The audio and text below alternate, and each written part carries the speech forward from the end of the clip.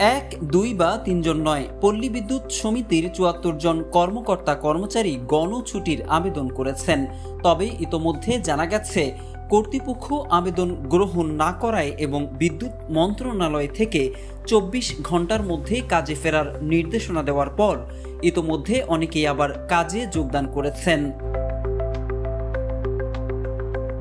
জানা গেছে পল্লী বিদ্যুতায়ন বোর্ড ও পল্লী বিদ্যুৎ সমিতি একীভূতকরণ এবং চাকরি স্থায়ীকরণের দাবিতে নাটোরের দুটি পল্লী বিদ্যুৎ সমিতির কর্মকর্তা কর্মচারীরা গণছুটির আবেদন করেছেন।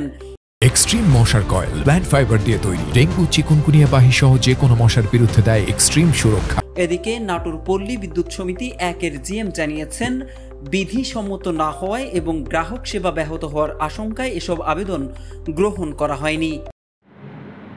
আমাদের নাটোর পিবিএস 1-এর ৬১০ জন কর্মকর্তা কর্মচারী রয়েছে, তার মধ্যে ৭৪ জন কর্মচারী তারা গণছুটির জন্য আবেদন করেছে। তো তাদের ছুটির আবেদন বিধিসম্মতভাবে না হয় এবং গ্রাহক সেবার স্বার্থে, যেহেতু বিদ্যুৎ একটি অত্যাবশ্যকীয় সার্ভিস, গ্রাহক সেবা বিঘ্নিত হবে, নির্বাচনী বিদ্যুৎ আমরা দিতে পারবো না, যার কারণে তাদের এই ছুটি আমরা অনুমোদন করিনি।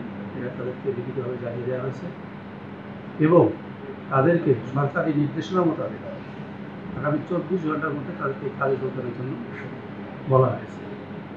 ইতিমধ্যে অনেকে কাজে যোগদান করছে, আর যারা করেনি তাদেরকেও একই নির্দেশনা দেওয়া হয়েছে এবং সকলকে গ্রাহক সেবার স্বার্থে নিজ নিজ কর্মস্থলে থেকে গ্রাহক সেবা অক্ষুণ্ণ রাখার জন্য নির্দেশনা দেওয়া হয়েছে।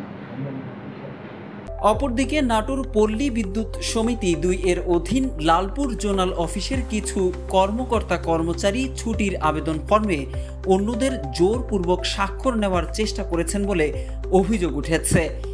এখানে মাত্র ৩ জন আবেদন করলেও তা গ্রহণ করা হয়নি বলে জানিয়েছে কর্তৃপক্ষ। এদিকে গণছুটির কারণে বিদ্যুৎ বিপর্যয়ের শঙ্কা তৈরি হলেও তা ঘটেনি।